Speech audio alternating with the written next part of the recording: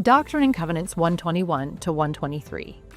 Have you ever had a moment where you felt completely forgotten, where things have felt so dark that you wondered if even God had turned away? Joseph Smith knew that feeling. For months, the persecution in Missouri had been relentless. Doctrine and Covenants 98, given 5 years earlier, had instructed the saints to respond peacefully, even if the attacks continued, and to prayerfully counsel together on the course of action. But in the fall of 1838, when reports of mob violence against the saints came, the saints decided to fight back. Church members raided and burned homes and stores in the neighboring cities of Gallatin and Millport. At Crooked River, saints and Missouri militiamen battled, leaving Apostle David W. Patton fatally wounded. It was in the midst of this conflict, on the 27th of October, that the extermination order was issued by Missouri Governor Lilburn Boggs. The most horrific event came a few days later when a group of armed Missourians opened fire on saints at Haun's Mill, killing and dismembering 17 men and boys. And then the militia laid siege to Far West on the 31st of October. The war ended with the arrest of Joseph and 5 other leaders. Joseph was literally torn from Emma and their children. One guard even threatened to shoot Joseph's 6-year-old son if he didn't let go of his father. Joseph, Hiram, and 4 other men, Sidney Rigdon, Alexander McCrae, Caleb Baldwin, and Lyman White, were imprisoned by the Missouri militia. Accused of riot, treason, larceny, the receipt of stolen goods, and arson, they were subjected to a rushed military trial and sentenced to die the next morning. Blessedly, though, Brigadier General Alexander Doniphan refused to carry out the execution. Instead, the men were moved to Liberty Jail to await a spring trial. They would remain there for about 4 months. The jail was dark, filthy, and unbearably cold. The food was often spoiled or even poisoned. There was little sunlight and even less hope as the men were abused by their captors. While Joseph sat in that cell, he found out that more of his closest friends had turned against him. Men like Thomas Marsh and Orson Hyde. Some had helped fuel the persecution that put him there. Outside the jail, the saints weren't faring much better. After the Haun's Mill massacre and the collapse of the Missouri Mormon War, they were driven from the state.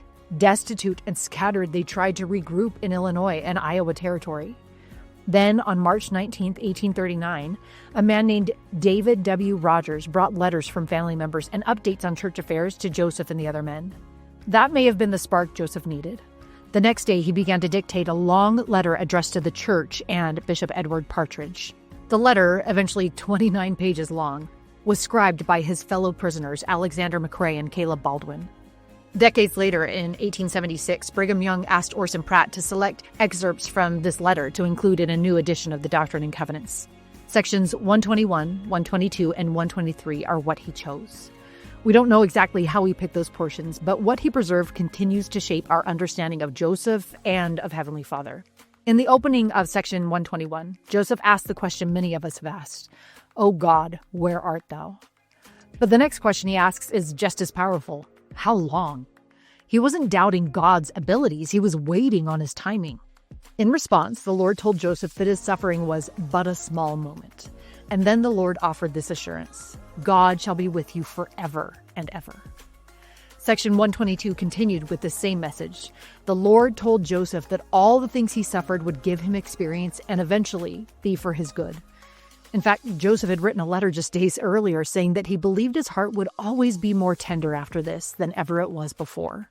The pain had changed him, but in a good way, the way God hoped it would. And Joseph hadn't forgotten the saints.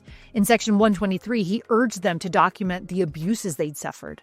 Nearly 700 saints ended up submitting sworn affidavits, which Joseph carried to President Martin Van Buren after escaping from jail.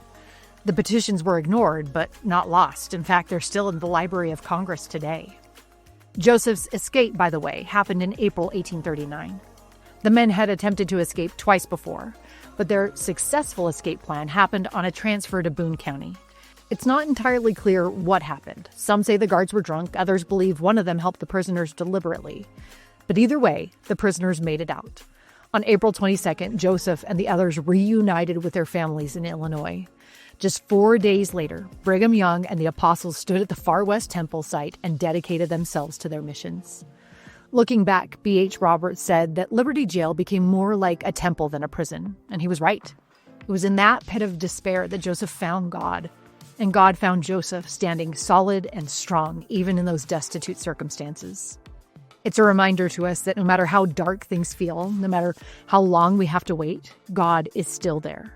And that's what's happening in Come Follow Me this week.